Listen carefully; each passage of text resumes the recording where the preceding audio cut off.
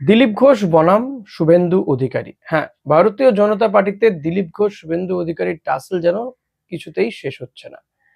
কেন বলছি এই কথাটা সেটাই বলবো পুরো ভিডিওতে। যতটা আমার বোঝানো সম্ভব আপনাদেরকে বোঝানোর চেষ্টা করব। ভিডিওটা ভালো লাগলে লাইক, কমেন্ট, শেয়ার করতে ভুলবেন না। চ্যানেলে নতুন হলে অতি অবশ্যই সাবস্ক্রাইবটা করে নেবেন। অনেকেই দেখছেন ভিডিও বাট সাবস্ক্রাইব করতে হয়তো ভুলে যাচ্ছেন। প্লিজ সাবস্ক্রাইব করুন। তো যেটা বলছিলাম যে দিলীপ ঘোষ বনাম শুভেন্দু অধিকারী। দেখুন, লোকসভা নির্বাচনে দেখা গিয়েছিল যে দিলীপ ঘোষের জেতা আসন সেখান থেকে তাকে সরিয়ে দেওয়া হয়েছিল। মেদিনীপুর থেকে তাকে সরিয়ে দিয়ে নিয়ে যাওয়া হয়েছিল বর্ধমান দুর্গাপুরে। দিলীপ ঘোষ যার পর নাই নতুন জায়গাতে এবং ভোটের মাত্র কয়েকদিন আগে তাকে সেখানকার প্রার্থী হিসেবে পাঠানো হয়। খুব বেশি কিছু করতে পারেননি তিনি হেরে যান। তারপরে দিলীপ ঘোষ ক্ষুব্ধ হয়েছিলেন। তিনি একেবারে প্রকাশ্যে বলতে শুরু করেছিলেন যে দলেরই একটা অংশ তাকে হারানোর জন্য উঠে পড়ে লেগেছিল, যে কারণেই তার হার হয়েছে। তার জেতা আসন তাকে ছেড়ে চলে যেতে হয়েছিল এবং তার ইঙ্গিত ছিল শুভেন্দু অধিকারীর বিরুদ্ধেই। এবার শুভেন্দু অধিকারী আবারও ভোটের মুখে মুখে সক্রিয় হয়ে উঠেছেন দিলীপ ঘোষের বিরুদ্ধে। হ্যাঁ, তিনি তার পার্টিতে সক্রিয় ঠিক আছে, তবে কিছু ক্ষেত্রে তাকে দেখা যাচ্ছে তিনি কিছুটা ব্যাকফুটেও। শুভেন্দু অধিকারীর সাম্প্রতিক এই দোলযাত্রার দিন একটা মন্তব্যতে বিতর্কে জড়িয়েছেন তিনি। তার বিরুদ্ধে ডিওয়াইএফআই তারা এফআইআর করেছে কয়েকটি থানাতে। শুভেন্দু অধিকারী কি বলেছিলেন? শুভেন্দু অধিকারী বলেছিলেন যে ভারতবর্ষ বা হিন্দুস্থান, এখানে হিন্দুরাই থাকবে, হিন্দু রাষ্ট্র, একথা তিনি ঘোষণাই করে দিচ্ছেন একেবারে। হিন্দুস্থান, হিন্দুরা এখানে থাকবেন, কোনো সেকুলার বলে কিছু হবে না। তো এটা তো সংবিধান কখনো পারমিট করে না। সংবিধানেই বলা রয়েছে যে ভারতবর্ষ একটা সেকুলার কান্ট্রি। তো এখানে সব ধর্মের মানুষ বসবাস করবে, এটাই স্বাভাবিক, এটাই ভারতবর্ষের আত্মা।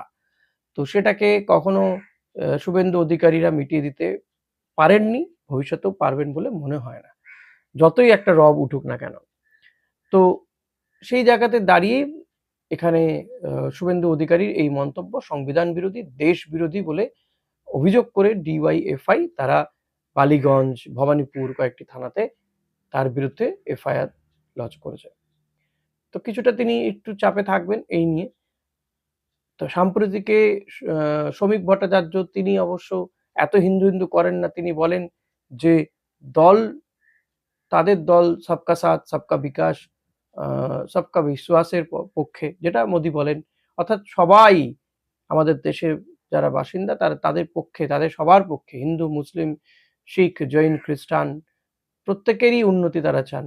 শ্রমিক ভট্টাচার্য তো বলেছেন যে আমরা মুসলিমদের হাতে বোমাগুলি বা বন্দুক নয়, তাদের হাতে পেন খাতা ধরিয়ে দিতে চাই, তাদেরকে শিক্ষার আলো নিয়ে আসতে চাই।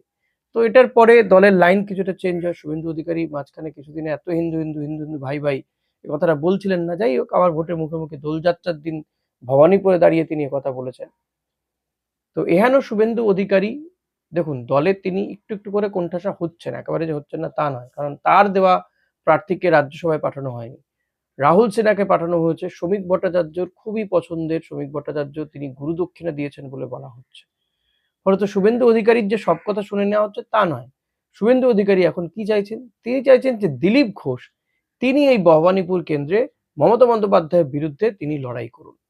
তিনি নাকি তার কেন্দ্রীয় নেতৃত্বকে এই প্রস্তাব তিনি দিয়েছেন যে দিলীপ ঘোষ তাদের দলের অন্যতম স্ট্রং একজন ক্যান্ডিডেট।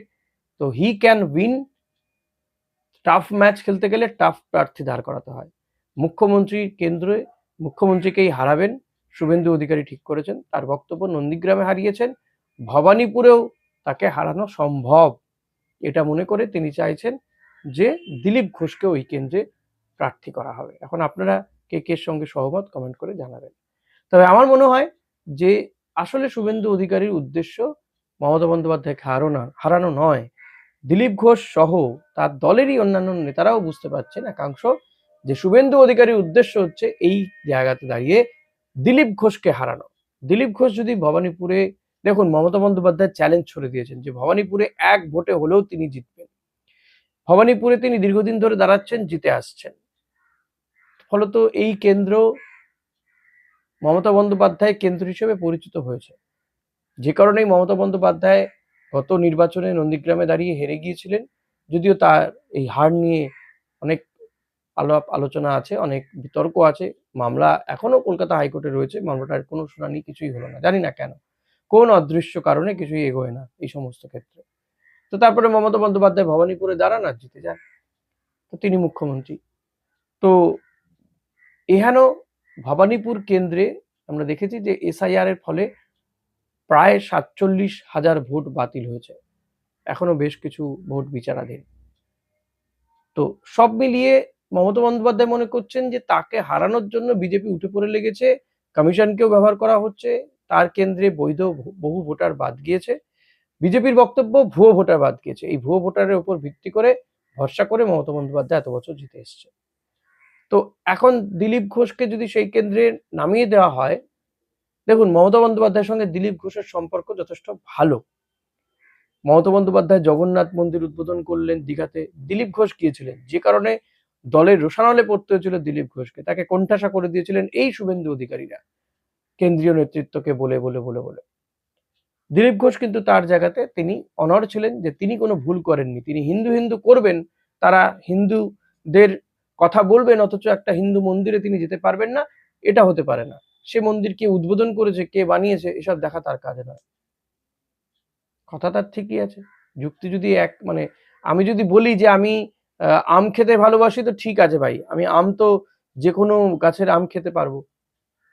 বা আমি যদি মনে করি যে আমি ভগবান শ্রীকৃষ্ণকে মানি, সে শ্রীকৃষ্ণ এখন কোথায় পূজিত হচ্ছেন, কে পুজো করছেন, সে ডাকলেন আমি যাব না, না তার আমার শত্রুর বাড়িতে পুজো হচ্ছে বলে। আর শত্রু কি? রাজনীতিতে আজকে যে শত্রু কালকে তো মিত্র হতে সময় বেশি লাগে না। আর রাজ্যের, এরা তো কেউ অন্য দেশের বাসিন্দা নয়, পাকিস্তান নয়, রাজ্যেরই মানুষ, দেশের মানুষ। হ্যাঁ, রাজনৈতিক মতাদর্শ হয়তো ভিন্ন হতে পারে, রাজনৈতিক লড়াই রাজনৈতিক জায়গাতে হোক। এই সৌজন্য বাংলার রাজনীতিতে পূর্বেও ছিল, এখনো কিছুটা হয়তো কমে এসছে এই জায়গায় দাঁড়িয়ে, আগে যেটা দেখা যেত এখন সেটা দেখা যায় না। আমি আমার সিনিয়র সাংবাদিকদের কাছ থেকে শুনেছি যে ডক্টর বিধানচন্দ্র রায় তিনি যখন মুখ্যমন্ত্রী, জ্যোতি বসু বিধানসভার বিরোধী দলনেতা, জ্যোতি বসুর ফ্যামিলির কারো বাবা বা মায়ের কারো অসুস্থতা হয়েছে, ডক্টর বিধানচন্দ্র রায়কে ডেকেছেন, বিধানচন্দ্র রায় কানে শুনতে পেয়েছেন, ডাকেননি তাকে, তিনি শুনতে পেয়েছেন, তিনি বিধানসভা যাওয়ার আগে জ্যোতিবাবুর ফ্যামিলির লোককে, তার বাবাই হবে সম্ভবত, আমার এক্সাক্ট মনে পড়ছে না, তিনি চিকিৎসা করে আসেন, তারপর তিনি বিধানসভায় আসেন। বিধানসভায় কিন্তু জ্যোতি বসু ছিলেন বিধানসভায় তার আগে থেকে। তখন বিধান রায় তাদেরকে বলেন জ্যোতিবাবুকে যে আপনি যদি আপনি বাড়ি যান বা তুমি বাড়ি যাও, তোমার বাবা অসুস্থ। তো এটা হচ্ছে সৌজন্য ছিল আমাদের রাজ্যের রাজনীতিতে, সে সৌজন্য আজকে কিছুটা হারাতে বসেছে, ক্ষয়িষ্ণু। আমরা এটাও দেখেছি যে মমতা বন্দ্যোপাধ্যায় যখন শপথ নেন, বুদ্ধদেব ভট্টাচার্য, বিমান বসুরা তার শপথ গ্রহণ অনুষ্ঠানে উপস্থিত ছিলেন, বড় মনের পরিচয় দিয়েছেন, তারা উদার মনের পরিচয় দিয়েছেন। আজকে শুভেন্দু অধিকারী এই তৃণমূল কংগ্রেস থেকে বেরিয়েই তিনি এই বিজেপিতে জয়েন করে এখন এমন করছেন যেন এই তৃণমূল দলটার সঙ্গে তিনি যুক্ত ছিলেনই না, কোনোদিন চেনেনই না কাউকে। তবে শুধু শুভেন্দু অধিকারী কেন, আরো কয়েকজন যারা তৃণমূল থেকে বেরিয়ে এসছেন, তারা বিজেপির তুলনায় যারা যে সমস্ত নেতারা বিজেপিটা শুরু থেকে করেন, আরএসএস করে বিজেপিতে এসছেন, তাদের থেকেও এরা বড় বিজেপি বলে নিজেদেরকে দাবি করেন। তো যাই হোক, এহেন শুভেন্দু অধিকারী আসল উদ্দেশ্য দিলীপ ঘোষ সহ অন্যান্যরা মনে করছেন যে দিলীপ ঘোষকে হারানো, কারণ দিলীপ ঘোষের সঙ্গে মমতা বন্দ্যোপাধ্যায়ের যে সখ্যতা সৌজন্য, সেটা শুভেন্দু অধিকারী কখনো পছন্দ করছেন না, এবং শুভেন্দু অধিকারী জানেন দিলীপ ঘোষ যদি জিতে যায় তাহলে শুভেন্দু অধিকারীর সমস্যা হতে পারে, এবং তিনি বিজেপির মধ্যে যথেষ্ট পপুলার একজন নেতা, এটা নিয়ে কোথাও কোনো সন্দেহ নেই।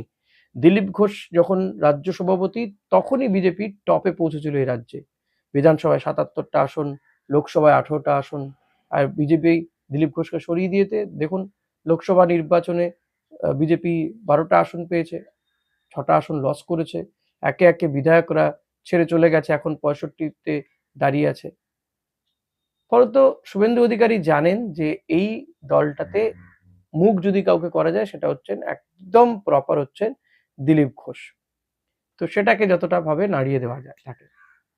দিলীপ ঘোষও তিনি কড়া অবস্থান নিয়েছেন, তিনি কোনোভাবেই তার যে কেন্দ্র ছিল আগে, তিনি খড়গপুর থেকে জিতে বিধায়ক হয়েছেন বেশ এর আগে, তো তিনি খড়গপুর কেন্দ্রেই দাঁড়াতে চান।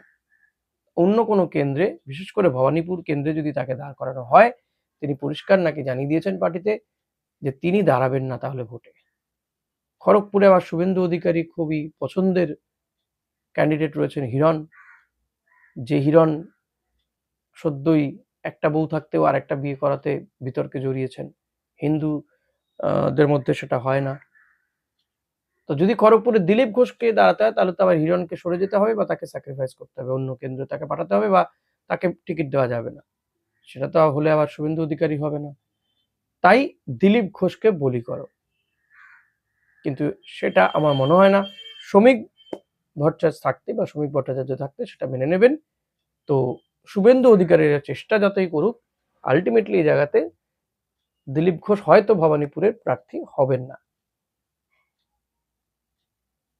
তবে দিলীপ ঘোষকে হারানোর জন্য শুভেন্দু অধিকারী যেমন প্ল্যানিং করছে শোনা যাচ্ছে, এটা সূত্র মারফত, তো এখন আপনি সূত্র জানতে চাইলে বলতে পারবো না। নন্দীগ্রামেও নাকি কেউ একজন খেলা করছে শুভেন্দু অধিকারীকে হারানোর জন্য, এবং সেটা তার ঘরে। কেউ কেউ বলছেন যে সেখানে দিলীপ ঘোষের অনুগামীরাই কাজ করছেন অ্যান্টি শুভেন্দু লবি হিসেবে। বাট আমি সেসব বলছি না, সূত্র মারফত খবর এটা, তো আপনি প্রুফ চাইলে প্রুফ দিতে পারবো না। তো যাই হোক, এখন বিজেপি তারা তাদের এই কোন্দলকে কাটিয়ে কতটা নির্বাচনে সঠিক জায়গায় লড়তে পারবে, আর যে কনফিডেন্স তারা দেখাচ্ছেন যে তারাই ক্ষমতায় আসছেন, কিন্তু তাদের ভেতরে ভেতরে যে এই লড়াইটা চলছে সেটার কি হবে, সেটাকে কি করে ওভারকাম তারা করবেন, সেটা বড় প্রশ্ন। আপনার কি মনে হচ্ছে অতি অবশ্যই কমেন্ট করুন, চট জলদি কমেন্ট করে জানিয়ে দিন। ভিডিওটা ভালো লাগলে লাইক কমেন্ট শেয়ার করতে ভুলবেন না, চ্যানেলে নতুন হলে সাবস্ক্রাইব করে নেবেন। Thank you.